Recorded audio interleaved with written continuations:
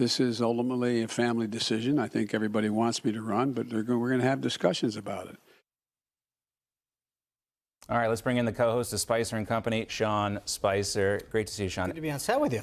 And as soon as I heard that soundbite, I wanted to talk to you about it because we talked about this a little bit on Tuesday night, and you believe Joe Biden is definitively going to announce his run, and what it's going to do is lock up anybody who's on the bench. Yeah, so look, President Trump was on our show the other night, on election night. We asked him point blank. He said he was going to make an announcement Tuesday night. He'll make his announcement. Biden has said all along that one of the driving factors for him seeking a second term is preventing Trump from returning to the Oval Office. So he will. We know from Mark Halperin and others at Newsmax reporting that Biden's inner team has been meeting with him, planning a second term announcement. So they're going to announce, they'll probably announce after Trump announces. That will then freeze out the Kamala Harris, the Pete Buttigieg, all of these other people that were hoping that he would step down, announce that he wasn't going to seek a second term. That freezes the other side. Now, what happens is you're still going to see a Ron DeSantis, a Mike Pompeo, a Mike Pence all announce or test the waters at the very least. By the way, keep your eye on the Republican Jewish coalition. That big meeting, that confab they're going to have is going to be a bunch of them testing the waters out there. Yep. They're still going to do it. But what's going to happen is the Democratic side is going to get frozen. And that's bad news for all of those other folks because they can't raise money. They can't start organizing. Biden, in a sense, is really, really hampering the Democratic movement. So we are going to see this kind of shadow primary before the primary, right? At these events like the RJC and CPAC and the Iowa State Fair. It's going to be fun to watch. Let's talk a little bit more about President Biden because we do have progressive groups already coming out against him. We talked about James Clyburn as well. Absolutely. The guy who basically handed him the nomination. But this progressive group called Roots Action, they launched an anti-Biden campaign. They say we cannot risk losing in 2024. How intense is the pressure going to be on President Biden from the far left in groups like Roots Action? And how loud are they going to get between now and his official announcement? I think it might get very loud. But at the end of the day, you've got to remember this. Biden's case is, you guys are the same folks that told me in 2016 not to run. I deferred to Hillary. She lost. I ran and I won. So all of you other folks that were so good, thought you were so good, I beat you all, and then I beat Trump. I mean, that's his rationale. That's what he says to all of them. So he says, so now you want me, the guy that you didn't want me to run, Hillary lost, I beat him. That's in his mind, he's saying, I'm the only one that can do this again. So, pipe down. And as he told us, his mind is quite sound. That's right. And top of mind. We could go there, too. But we also have some of the usual suspects already coming up and lining up against Donald Trump. We've got Paul Ryan, who has a new op-ed out today. And we've got the Wall Street Journal, who said this, quote, Trump is the Republican Party's biggest loser. He's now flopped in 2018, 2020, 2021, and 2022. Now, there's no love lost between the Wall Street Journal and Donald Trump.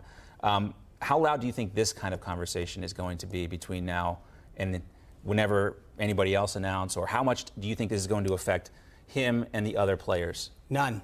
I'll tell you what, look, how much louder could it have been in 2015 leading up to the 26 nomination? And it sounds a lot like that already. It does, but at the end of the day, a couple things. One, we've already seen the movie. We know how it ended. It ended up just fine. Primaries are good things. Donald Trump ran a very robust primary. He defeated 16 very good candidates and then ended up becoming president. Joe Biden went through a primary process. He ended up becoming president. I believe primaries are healthy and good for parties. So if this is what it takes, the idea that anyone thinks that would be a bad thing is sadly mistaken. If you go back through modern history, primaries are a good thing. And the idea that somehow that's going to have any effect on his thinking is ridiculous. I know. And you think about some of the jabs that were thrown. It got pretty personal. We've seen some of the candidates. All the way up until the convention. My goodness. Ted Cruz. Think about that convention where Ted Cruz said, vote your conscience on the convention floor.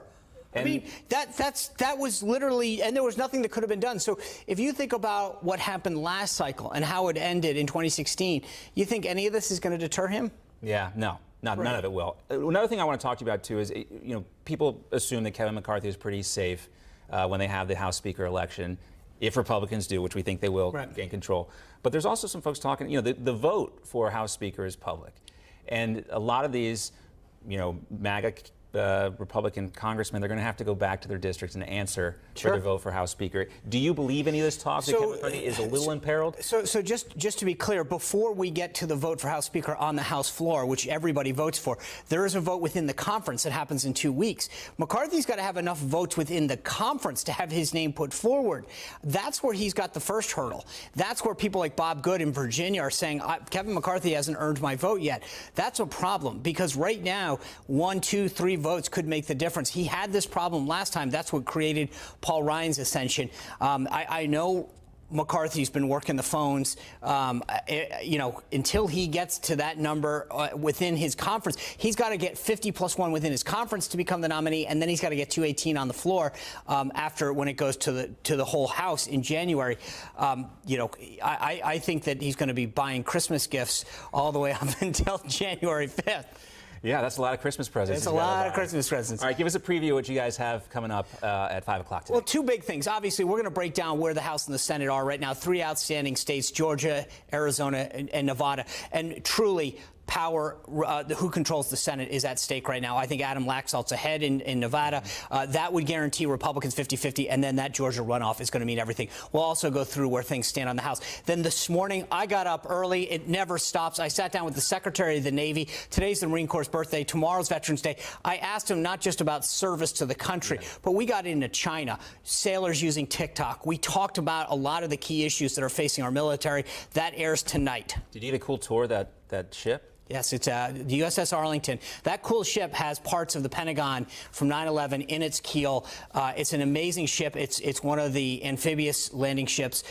Really cool. 3 of those, all named for the places that were struck on 9/11.